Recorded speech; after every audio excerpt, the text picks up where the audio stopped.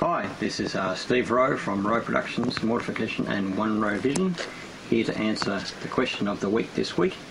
It is the 2nd of September 2011, and we've just started spring here, which is my favourite season. So the birds are singing and the flowers are out, which is good. Most other parts of the world are in autumn, what we call autumn, but you guys call fall. And you're going from fall into winter, and we're going from spring into summer, so it's starting to get warm here. And just as a side note, it was my wife Kate's 40th birthday yesterday. So happy birthday, Kate. And you still look 21 even though you're 40. And this week's question comes from John Clauser. And John's question is, what would be the most dramatic salvation story you have ever heard or been a part of, or came about to glorify God through Mortification or One Rowe Vision, or anything to do with Rowe Productions? What's interesting, there's so many people that have sent testimonies, and so many testimonies we've seen personally with people who have even come to faith through Christ with us not even being there. One of the most memorable ones was way back in 1987 when I had just started Light Force, the metal version of Light Force, and Steve Johnson, the singer, and I had just been packing up after the show, and a guy called Mark, young guy called Mark, came up to us. He said that was really good, and we said, oh great, glad you enjoyed it. And what did you think of the message? He goes, oh yeah, interesting message. And we said, are you a Christian? And he said, no, I'm not a Christian. And he goes, but I've always been interested in the Christian faith.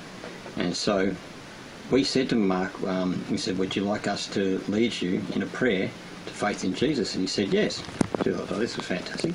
So I led him in a salvation prayer, and Mark became a very close friend of mine.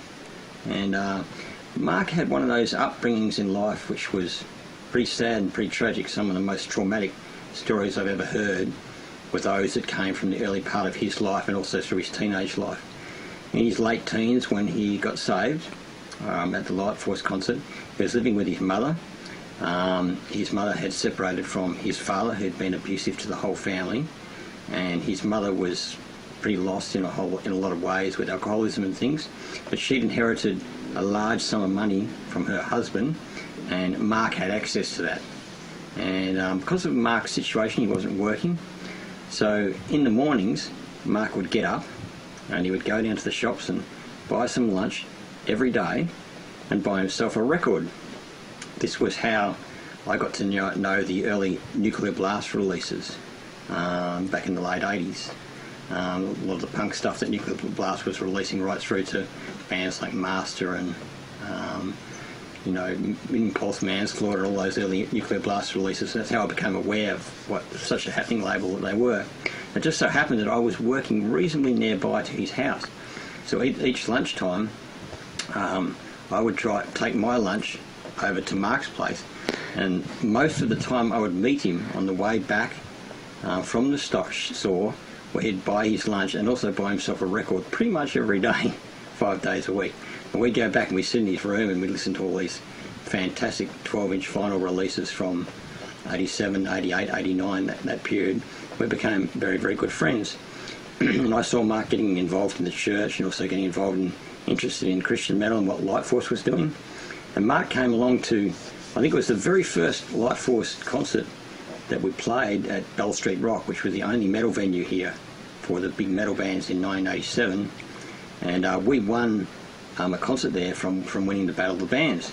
Here in Melbourne, we won the Melbourne Hard Rock Heavy Metal Battle of the Bands in 1987. And there was someone harassing me from stage because, just at the end of our set, I said, well, this is the first time we've played.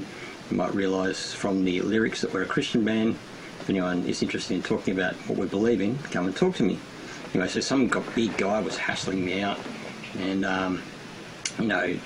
having a go at me for my Christian faith. And so, lo and behold, I didn't know this. Mark picked a fight with this really big guy. Mark was really small. Anyway, so the guy said, no problem. So Mark and this big guy went outside. Mark got this beer bottle, smashed it against the brick wall of the hotel, cut his stomach open, held it up to the guy and said, come on! And Mark told me a story later. I said, what are you doing? He goes, well, the guy was, being rude to your Christianity. I go, Mark, you can't cut yourself up like that. He goes, oh, I was just looking after you. So we sort of went through a number of these sort of issues, you know. Sometimes in rehearsal, we would go into the bathroom and find Mark had slashed his wrists and things. We saw him go on a great journey of Christianity. I haven't seen him for a number of years now. He ended up playing in a Christian grindcore band and being part of a church and getting married, and actually with no education going to university to study philosophy. And so it's amazing how God can turn a life around. So that was an amazing transition story. And when he got saved, there was still a lot of things he had to work through from healing from his early days. So keep sending your questions in to info@roweproductions.com. Come visit us at roweproductions.com. Visit the store and buy a CD of Mortification or One Row Vision, or come and join the Infiltration Squad. If you go on roweproductions.com, you can find that. And come and join us and be part of the Jesus metal and rock revolution that's happening around the world. Keep sending your questions in, and I will see you next week for the second week of spring. Thank you very much.